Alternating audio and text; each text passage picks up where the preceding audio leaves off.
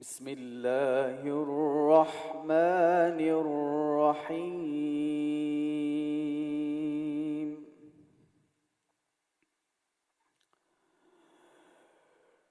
يا أيها الذين آمنوا كتب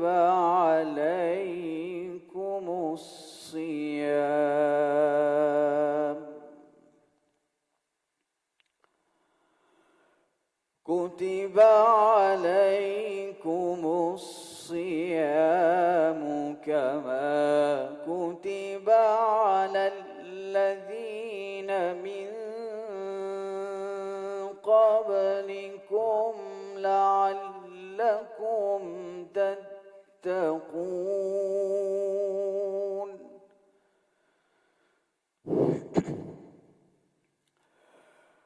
أياما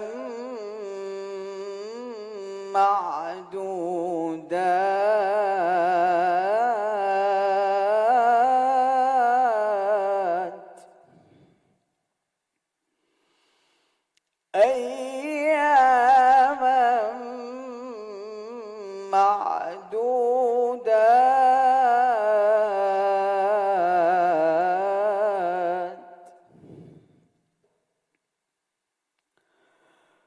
فمن كان منكم مريضا أو على سفر فعدة من أيام أخر.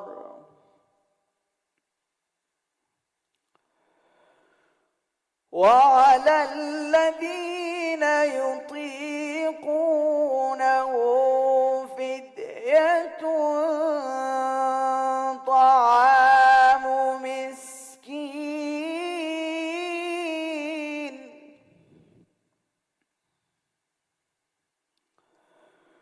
فمن تطوع خيرا فهو خير له،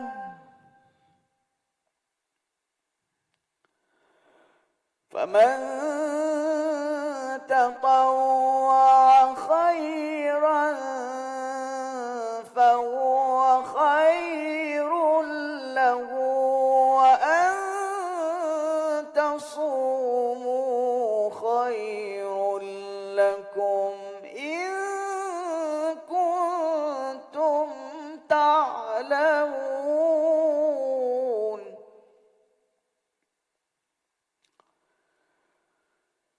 بسم الله الرحمن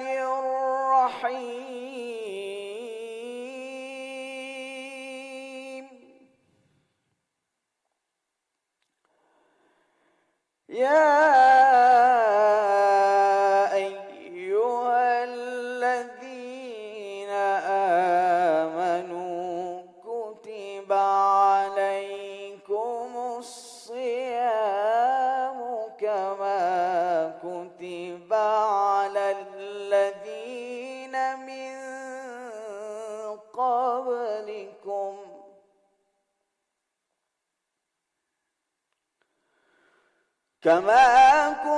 على الذين من قبلكم لعلكم تتقون.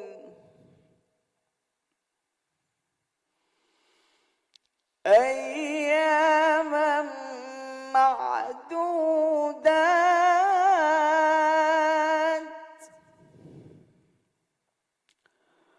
فمن كان منكم مريضا أو على سفر فعدة من أيام أخر. وعلى الذين يطيقونه فدية طعام مسكين فمن تطوع خيرا فهو خير له وأن تصوموا خير لكم إن كنتم تعلمون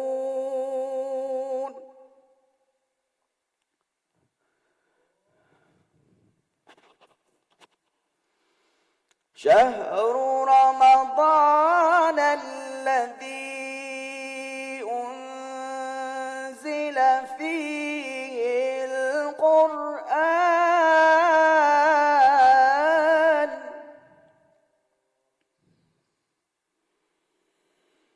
أنزل فيه القرآن هدى للناس وبينات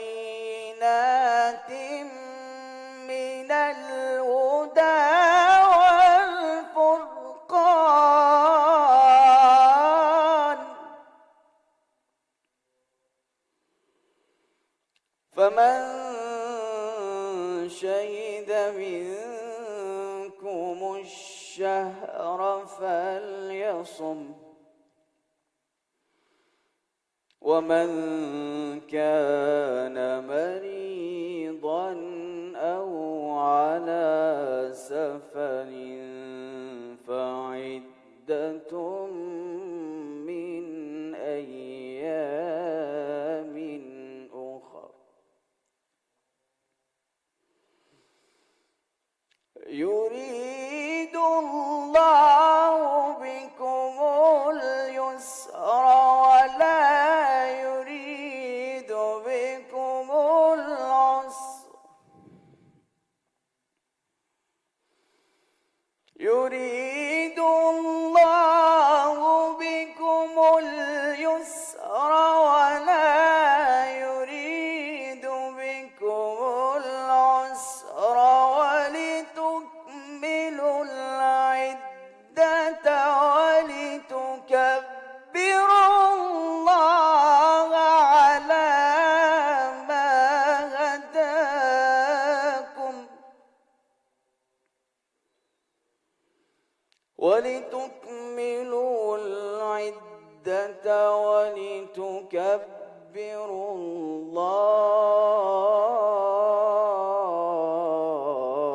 الله ولتكملوا العدة ولتكبروا الله على ما هداكم ولعلكم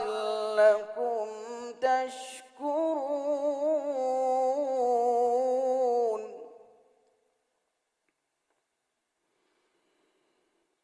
وإذا سألك عبادي عني فإني قريب وإذا سألك عبادي عني فإني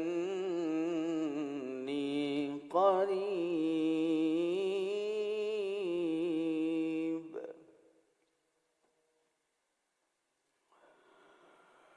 وإذا سألك عبادي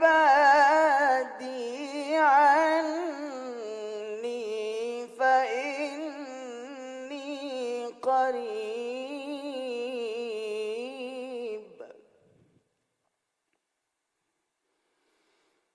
أجيب دعوة الداع إذا دعاني فليستجيبوا لي وليؤمنوا بي لعلهم يرشدون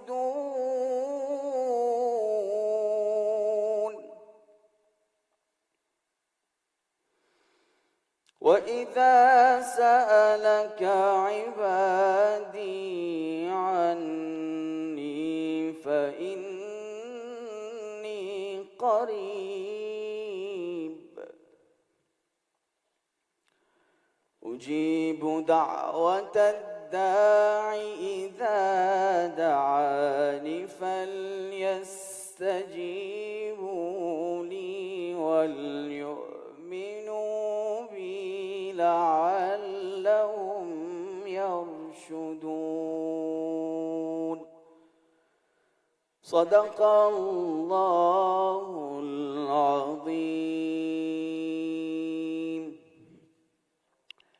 بسم الله الرحمن الرحيم. نحمد الله ونصلي على رسوله الكريم.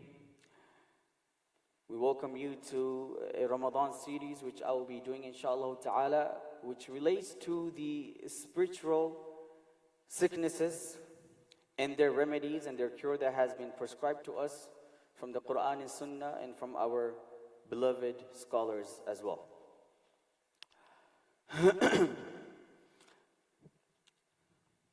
Spiritual sicknesses, contrary to the physical sicknesses, are much more severe. Their consequences are much more severe because, one, they not only affect us in this life, rather the effects of those sins are also felt in the hereafter in the form of punishment. We ask Allah subhanahu wa ta'ala for protection from spiritual sicknesses, and we ask Allah subhanahu wa ta'ala to cure us from these sicknesses. For physical diseases and sicknesses and amrad, it is very easy for you to find their cure. You can go to a doctor, get diagnosed, and figure out what's going on with you. And many a times we overlook and undermine these spiritual sicknesses, right? Because one, who do I go to, right? And a person that has spiritual sicknesses, a lot of times they don't know they have them because they have been so overpowered and by shaitan and overwhelmed by their carnal desires that they don't know that there is a treatment that exists for this. Nor do they know that I have this sickness in me. So who do we go to? We go to the learned people that are expert in the field of spiritual sicknesses. We go to the scholars and we ask them for remedy for whichever sickness, spiritual sickness, that we may be afflicted with. And of course, just like the sicknesses of the body, the sicknesses of the heart and the soul are also plenty and many, right? So, some of those sicknesses could be hasad, jealousy, some, bughd, dislikeness and hatred, dhulm, oppression towards yourself and towards others, shirk, which is a major spiritual sickness. And of course, shirk is also major and minor shirk. Many of us, sometimes we fall into minor shirk without even realizing that we are doing a minor shirk. So my goal will be to, number one, highlight some of the most common spiritual sicknesses that are found today within our own community, within our own families, within ourselves.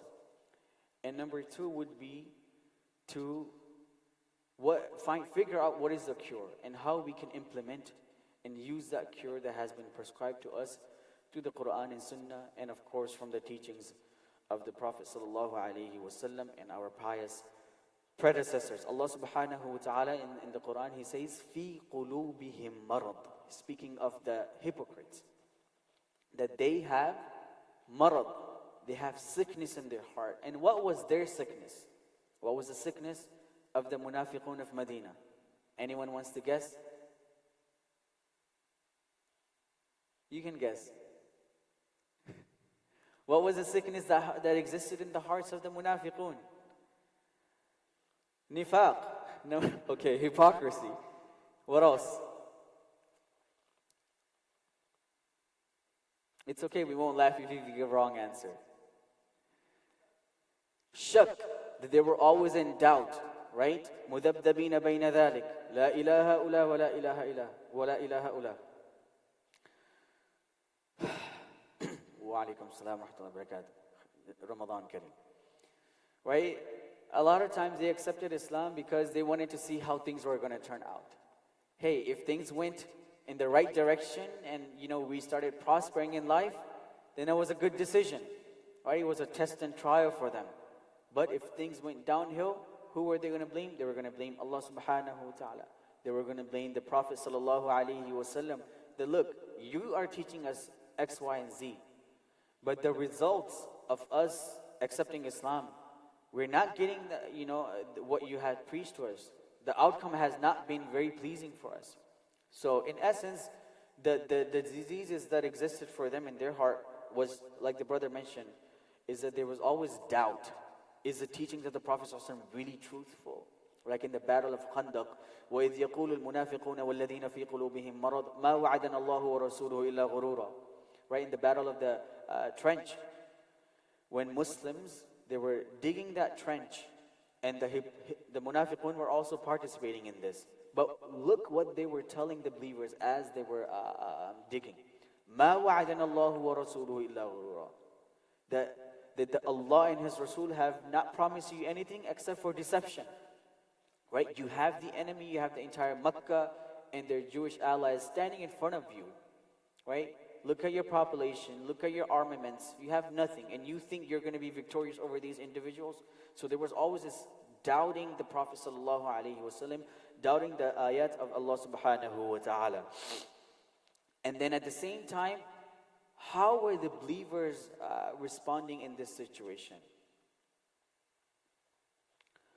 وَلَمَّا رَأَى الْمُؤْمِنُونَ الْأَحْزَابَ قَالُوا هَذَا مَا وَعَدَنَا اللَّهُ وَرَسُولُهُ وَصَدَقَ اللَّهُ وَرَسُولُهُ وَمَا زَادَهُمْ إِلَّا إِيمَانًا وَتَسْلِيمًا. That this only increased them in their submission to Allah subhanahu wa ta'ala and their faith and reliance upon Allah subhanahu wa ta'ala. In the general medical sense, physical disease or an illness, it is a state in which a person has lost the balance, proportion of the elements that are necessary to keep this individual healthy and sound. Right? This is the general medical understanding of what a illness or a disease is. So when this happens, the body is no longer able to function properly, and gradually it leads to the destruction of this person. Similarly, in the terminology of Quran and Hadith, sickness or spiritual diseases are when our spiritual diseases are that which hinder a person from attaining a degree of spiritual perfection. They prevent this person from attaining any degree, right, of spiritual perfection, of doing any sort of action that can gain them the nearness to Allah subhanahu wa ta'ala, from doing anything that can cure and purify their heart. And then this gradually deprives this person from the ability to perform good deeds, from the ability to enjoy the worship and the remembrance of Allah subhanahu wa ta'ala. And just like with the physical sickness, this spiritual sickness gradually leads to this person's spiritual death. And when you are spiritually dead, there is no difference between you. And then there is no good in you. Right? The Prophet ﷺ said in one famous narration that a heart that remembers Allah subhanahu wa ta'ala is a heart that is alive. And a heart that is deprived from the remembrance of Allah subhanahu wa ta'ala, it is a heart that is dead. And Junayd al-Baghdadi rahimahullah, he mentions that the main cause of a spiritual decline is the fact that one is submissive to their carnal desires. Again, Junayd al-Baghdadi rahimahullah mentions that the main cause for a person's spiritual death or even decline is that they become submissive and they become slaves of their carnal desires. Ulama have categorized the heart of a human being into three categories. Subhanallah, we have not much time left. The first type is a heart that is sound and healthy. And what is this heart? Allah subhanahu wa ta'ala says in Surah Al-Shu'ara, verse number 88 and 89, He says, يَوْمَ لَا يَنْفَعُ مَالٌ وَلَا بَنُونَ إِلَّا مَنْ أَتَى اللَّهَ بِقَلْبٍ سَلِيمٍ. A sound heart. That on the Day of Judgment, nothing will benefit a person. All of that wealth which you accumulated, all of those children which were a big help for you, no one can help you. What will be of benefit for you on that day is إِلَّا مَنْ أَتَى اللَّهَ بِقَلْبٍ سَلِيمٍ. That if you come to Allah subhanahu wa ta'ala with a qalb salim, a sound heart. And what is this sound heart? This sound heart, salim, means that this heart is secured. Secured from all doubts, secured from all impurities, secured from all diseases. This is a heart that identifies Allah subhanahu wa ta'ala. This is a heart that acknowledges the rights of Allah subhanahu wa ta'ala. This is a heart that has taken the Prophet sallallahu alaihi wasallam and the teachings of the Quran as his role model and leader. So this is a sound heart. This is a heart that does not fall prey to its carnal desires. This is a sound heart, and this is a heart that Allah subhanahu wa ta'ala will save on the Day of Judgment. We ask Allah subhanahu wa ta'ala to give us a sound heart. The second heart, it is the exact opposite of the sound heart. It is a heart that is spiritually dead. That it does not recognize the authority of Allah subhanahu wa ta'ala. It does not acknowledge the leadership of the Prophet sallallahu alaihi wasallam. It is a heart that has become prey to the temptations that are caused by our own desires, nafs, and by the whispers of shaitan. It is a heart that wakes up doing sin, that goes to sleep sinning. It is a heart upon which doing good deeds is a burden. Doing good deeds is a burden on this heart. We ask Allah subhanahu wa ta'ala from protection from a dead heart. The third heart, it is a heart that is 50-50, right? It is a heart that if it is reminded, it is in the gatherings of dhikr, it feels something, right? It has an effect on him. He gets a spiritual boost.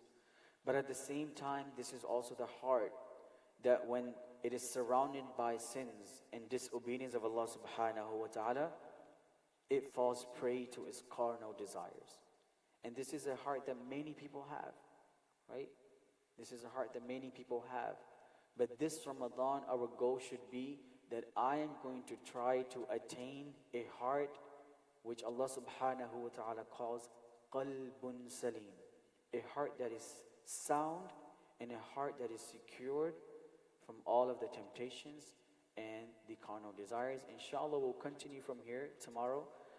As we have very little time for iftar, I do want us to make dua. Whilst we're making dua, let us remember our brothers and sisters all across the globe, and especially those in Gaza. Jazakumullah khair. Subhanallah wa bihamdihi. Subhanakallahumma wa bihamdik. Nashhadu an la ilaha illa anta nastaghfiruka wa atubu ilayk. Subhana rabbika rabbil izzati amma yasifun wa salamun ala al-mursalin walhamdulillahi rabbil alamin.